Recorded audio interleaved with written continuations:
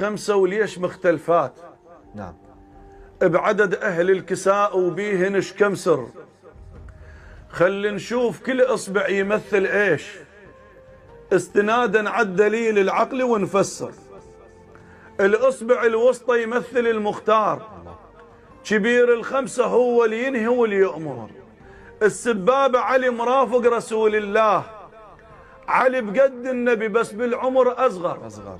حيدر والرسول النصرة والإسلام، ومن تنتصر لاحظ بيما نتأشر. الله. الما عنده سبابة سلاحه يرمي شلون، يعني بعلي ترمش ما دست عالزر. الأصبع البنصر فاطمة الزهراء بنفس المستوى هي وعلي الدر. زوجهم رسول الله نور بنور. ما لاحظتوا ليش الحلقة بالبنصر؟ الله. الخنصر يمثل الحسن بالتصنيف، الحسين الابهام بقصره متحير. لو رأس الحسين على الجسد موجود كان صار الابهام بمستوى الخنصر. الله الله. معزول الابهام على الاصابع ليش؟ لا يوم كيومك يا ابهام الحر.